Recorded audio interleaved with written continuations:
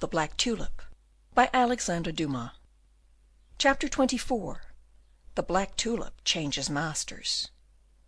Cornelius remained standing on the spot where Rosa had left him. He was quite overpowered with the weight of his twofold happiness. Half an hour passed.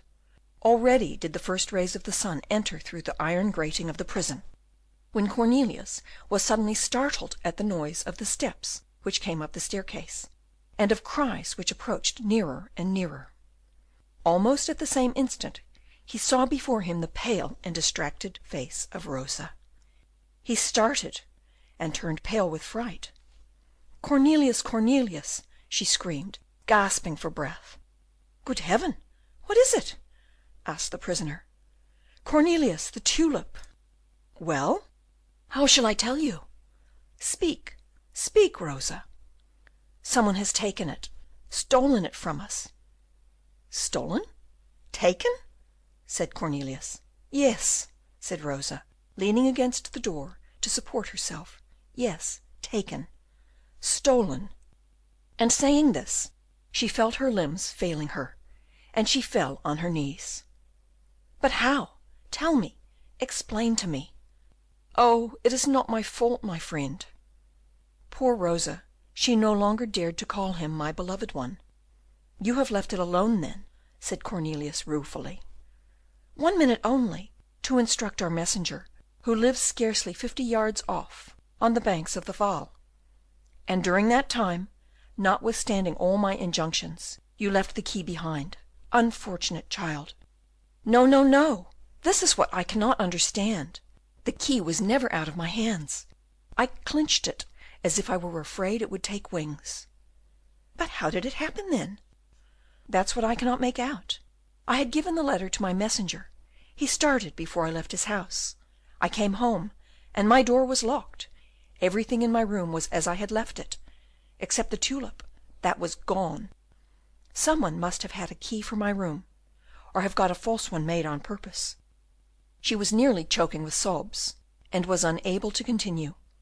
Cornelius, immovable and full of consternation, heard almost without understanding, and only muttered, "Stolen, stolen, and I am lost. Oh, Cornelius, forgive me, forgive me. It will kill me." Seeing Rosa's distress, Cornelius seized the iron bars of the grating, and furiously shaking them, called out, "Rosa, Rosa, we have been robbed, it is true, but shall we allow ourselves to be dejected for all of that?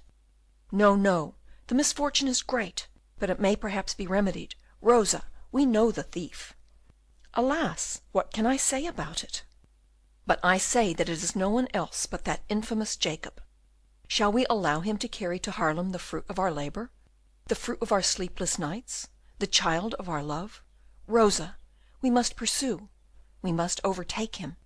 "But how can we do this, my friend, without letting my father know we were in communication with each other? How should I, a poor girl with so little knowledge of the world and its ways, be able to attain this end, which perhaps you could not attain yourself? Rosa, Rosa, open this door to me, and you will see whether I will not find the thief, whether I will not make him confess his crime and beg for mercy." "Alas!" cried Rosa, sobbing, "can I open the door for you? Have I the keys? If I had had them, would not you have been free long ago? Your father has them, your wicked father, who has already crushed the first bulb of my tulip. Oh, the wretch! He is an accomplice of Jacob. Don't speak so loud, for heaven's sake." "Oh, Rosa, if you don't open the door to me," Cornelius cried in his rage, "I shall force these bars and kill everything I find in the prison. Be merciful, my friend. I tell you, Rosa, that I shall demolish this prison stone for stone." And the unfortunate man, whose strength was increased tenfold by his rage, began to shake the door with a great noise, little heeding that the thunder of his voice was re-echoing through the spiral staircase. Rosa, in her fright, made vain attempts to check this furious outbreak. "I tell you that I shall kill that infamous Gryphus," roared Cornelius. "I tell you I shall shed his blood as he did that of my black tulip." The wretched prisoner began really to rave. "Well, then, yes," said Rosa, all in a tremble. "Yes, yes, only be quiet. Yes, yes, I will take his keys. I will open the door for you. Yes, only be quiet, my own dear Cornelius." She did not finish her speech, as a growl by her side interrupted her. "My father!" cried Rosa. "Gryphus!" roared Van Baerle. "Oh, you villain!" Old Gryphus, in the midst of all the noise, had ascended the staircase without being heard. He rudely seized his daughter by the wrist. "So you will take my keys," he said, in a voice choking with rage. "Ah, this dastardly fellow, this monster, this gallows bird of a conspirator, is your own dear Cornelius, is he? Ah, Missy has communications with prisoners of state. Ah, won't I teach you, won't I?" Rosa clasped her hands in despair. "Ah," Gryphus continued, passing from the madness of anger to the cool irony of a man who has got the better of his enemy. "Ah, you innocent tulip fancier, you gentle scholar, you will kill me and drink my blood. Very well, very well. And you have my daughter for an accomplice. Am I, forsooth, in a den of thieves, in a cave of brigands? Yes, but the governor shall know all to morrow, and his Highness the Stadtholder the day after. We know the law. We shall give a second edition of the Buytenhof, Master Scholar, and a good one this time. Yes, yes, just gnaw your paws like a bear in a cage, and you, my fine lady, devour your dear Cornelius with your eyes. I tell you, my lambkins, you shall not much longer have the felicity of conspiring together. Away with you, unnatural daughter. As to you, Master Scholar, we shall see each other again. Just be quiet, we shall." Rosa, beyond herself with terror and despair, kissed her hands to her friend. Then, suddenly struck with a bright thought, she rushed towards the staircase, saying, "All is not yet lost, Cornelius. Rely on me, my Cornelius." Her father followed her, growling. As to poor Cornelius, he gradually loosened his hold of the bars, which his fingers still grasped convulsively. His head was heavy, his eyes almost started from their sockets, and he fell heavily on the floor of his cell, muttering, "Stolen, it has been stolen from me." During this time, Boxtel had left the fortress by the door which Rosa herself had opened.